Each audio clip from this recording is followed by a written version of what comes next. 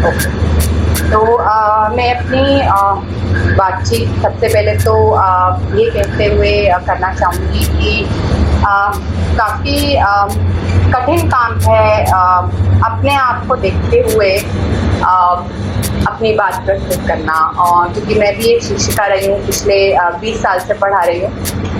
तो अपने आप में जिनसे आप बातचीत कर रहे हैं उनको ना देखना और उनकी भागीदारी को बहुत हद तक एक टेक्निकल तौर पर हटा देता है, जिससे कि एक अपने आप में एक Having said that, thank you professor Batra, जिन्होंने कि एक पृष्ठभूमि जो है ऐतिहासिक और समकालीन तैयार करती है शिक्षा को लेके, गुणवत्ता शिक्षा को लेकर के, और क्या हम डिजिटल माध्यम के द्वारा सीखने सिखाने की बातचीत कर सकते हैं। हो सकता है जो मैं बातचीत यहाँ प्रस्तुत करने जा रही हूँ उसमें कुछ चीज़ों का मैं दोहराव करूँ, हालांकि मैं कोशिश करूँगी कि ऐसा ना हो, परंतु कई बार ये भी लगता है कि जो एक पॉपुलर डिस्कोर्स है उसमें कुछ बातों को बार बार दोहराने की ज़रूरत है, क्योंकि इस तरीके की बातचीत हम अक्सर एक मेन स्ट्रीम डिस्कोर्स में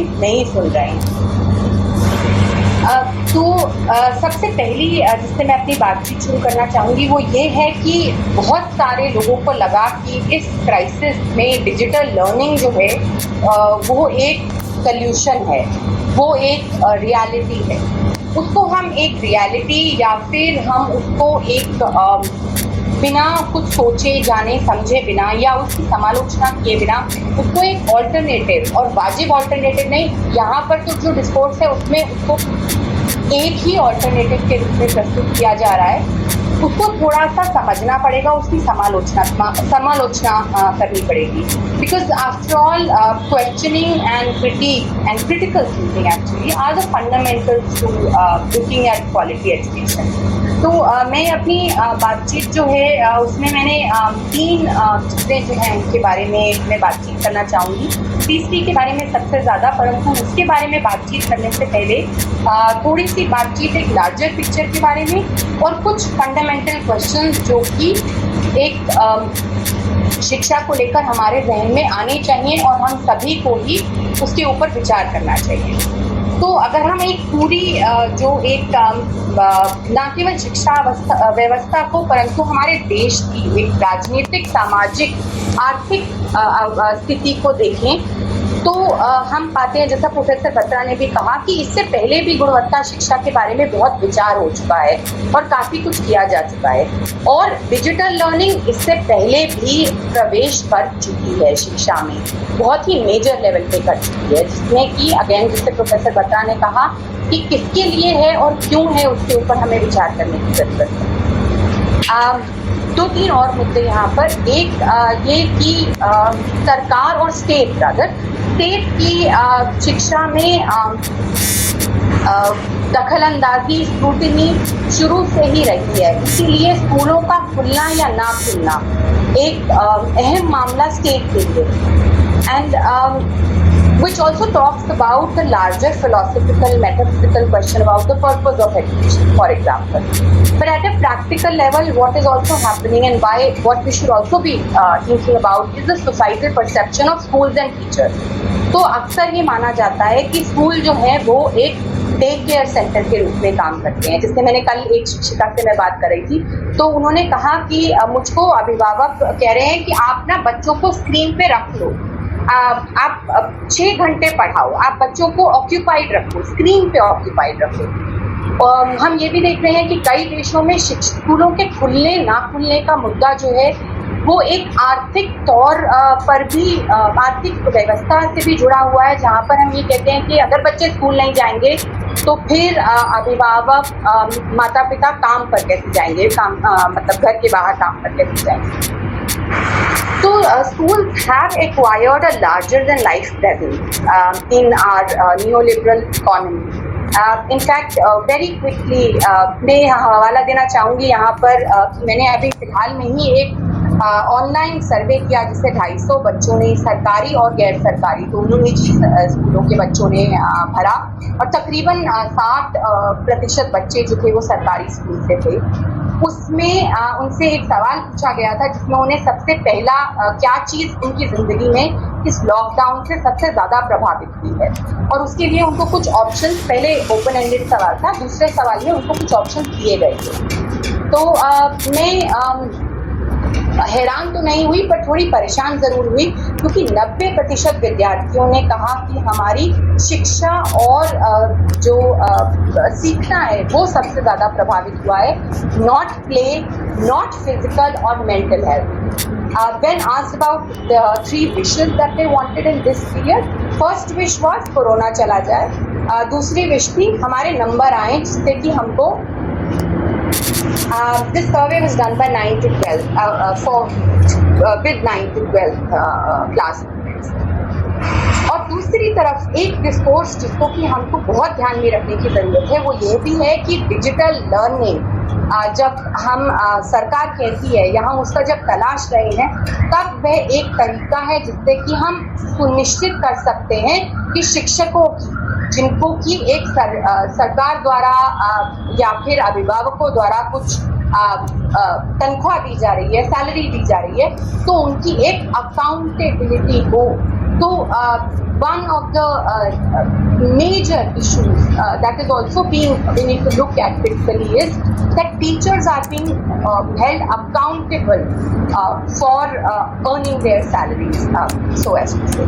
और इसमें बहुत रिसेंट नहीं है, कुछ रिसेंट फिनोमिना नहीं है, हम इसको देखते आए हैं कि किस तरीके से पहले भी ये चलता रहा है, और अभी भी हम देखते हैं कि किस तरीके से जैसे दिल्ली सरकार में कई शिक्षकों को स्कूलों की, जिनको क्वारंटीन सेंटर में कन्वर्ट किया गया है, उनकी देखरेख के लिए और राशन डिस्ट्रीब्यूशन के लिए लगाया गया है। बहरहाल इसके ऊपर मैं बातचीत करना चाहती हूँ कुछ सवालों पर शिक्षा को लेकर के। तो पहला सवाल जो है वो ये है कि शिक्षा क्या है, ये कौन तय करता है, और शिक्षा का उद्देश्य क्या है, मकसद क्या है, ये कौन तय करता है। So in this I want to say that we need to be aware and cognizant that education is a political matter, and it is meant to perpetuate the status quo rather than disrupt it.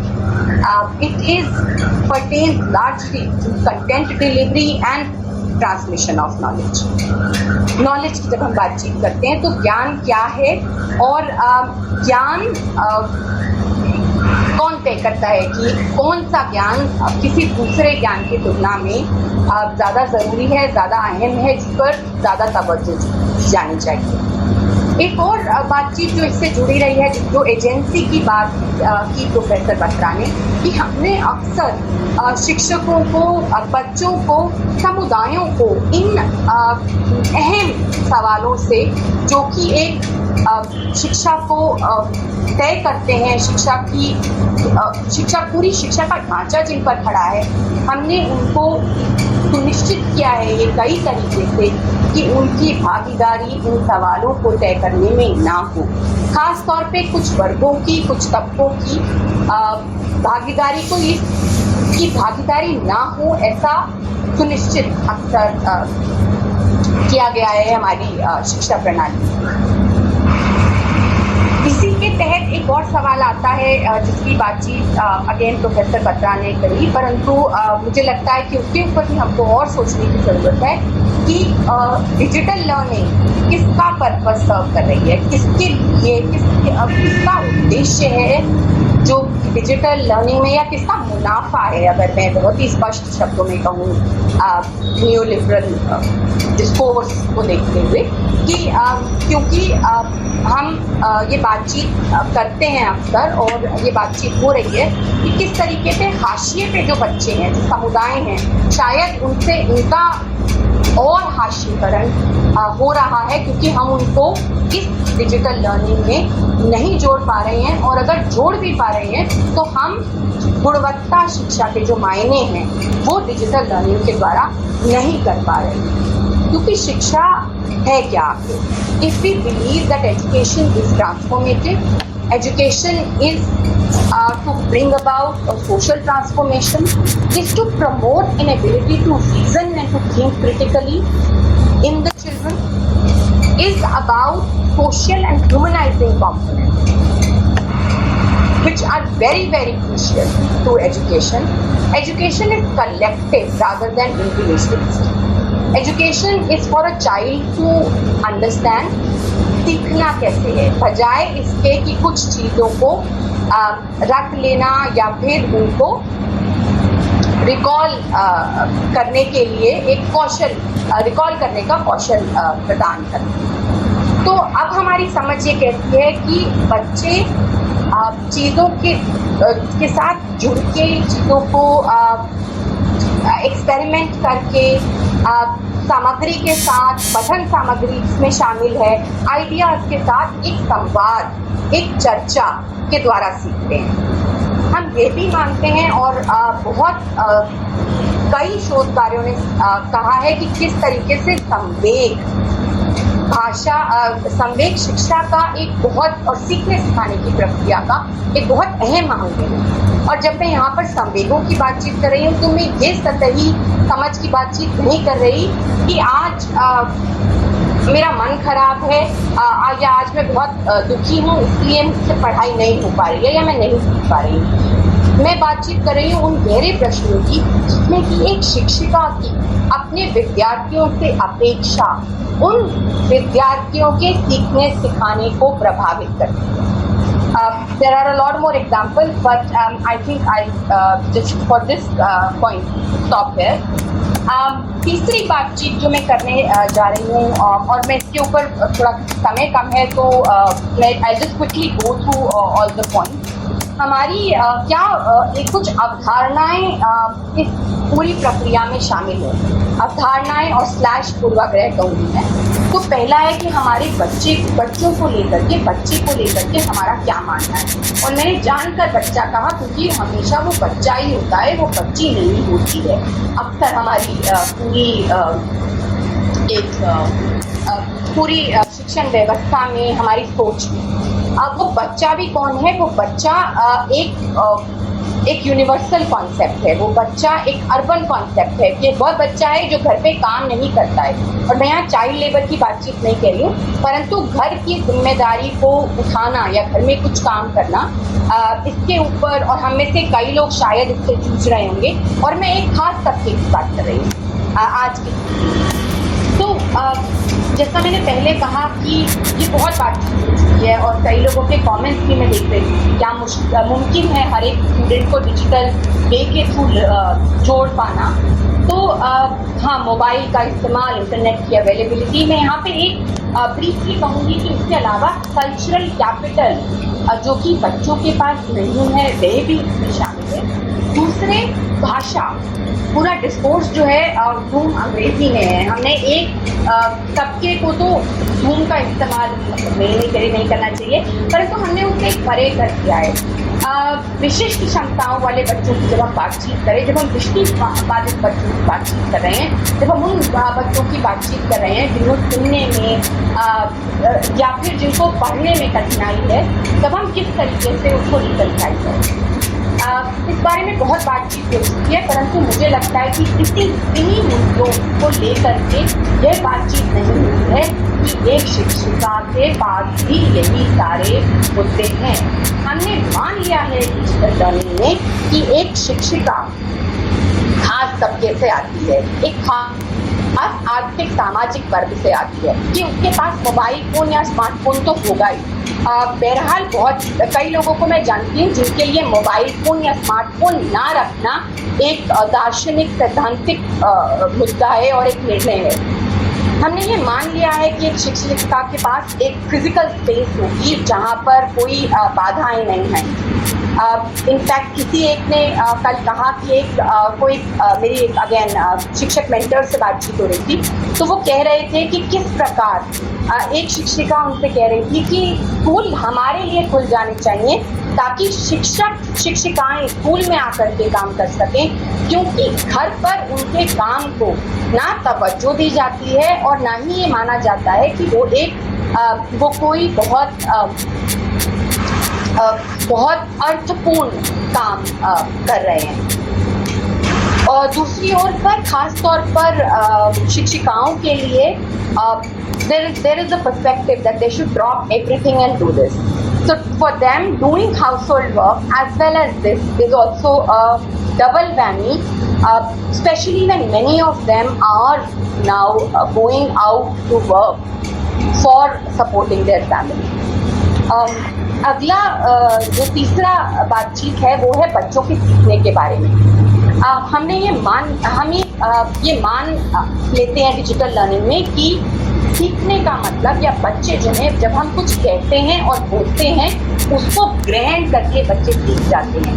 और तो इसमें मुद्दा क्या है, इसमें चुनौतियाँ क्या हैं? इसमें चुनौतियाँ और दिक्कतें ये हैं कि बच्चों के सीखने का एक सामाजिक संदर्भ है जो एक शिक्षिका को समझना पड़ता है। सीखना अपने आप में इस तरीके से नहीं हो जाता है। I'm not trying to critique what is happening right now because adult learning, we all know, is very different from the way children learn. परंतु शिक्षण और सीखने सिखाने की प्रक्रिया एक सामाजिक संदर्भ में एक ह्यूमनाइजिंग तरीके से होती है, इसमें दोनों पार्टीज हैं उनके बीच में ना केवल एक सबसे पहले तो एक रिश्ता जो है उसको कायम करना बहुत ज़्यादा ज़रूरी है। अगली बातचीत करते हैं हम शिक्षण के बारे में।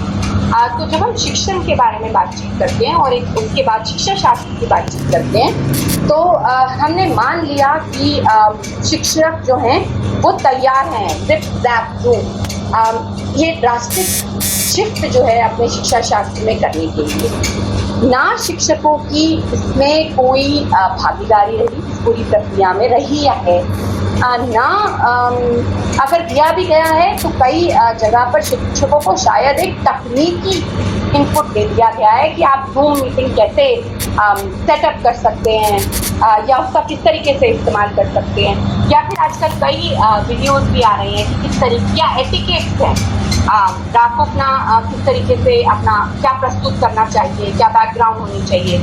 और हम भूल गए हैं कि इस सब में मुद्दा जो जिस पर बात होनी चाहिए कि क्या बात की जा रही है और कैसे बातचीत की जा रही है, क्योंकि कक्षा की भी जब हम बातचीत करते हैं तो मुख्य मुद्दा यही है कि बच्चों के साथ संवाद की प्रक्रिया कैसे हो। और अनुभव बताता है कि हमारे लिए ये समझना बहुत आसान नहीं है। एक शिक्षा की एक social constructive frame of education and learning is something that we need to not only deliberate a lot upon, परंतु उसको समझना एक बहुत जटिल प्रक्रिया है जो ऐसे इस डायडैक्टिक प्रक्रिया से इधर से उधर में नहीं हो सकती है, जो हम बच्चों के साथ ना केवल एडल्ट्स के साथ, हम बच्चों के साथ और इवन कॉलेज में भी हम उसकी एक्सपेक्टेशन कर रहे हैं।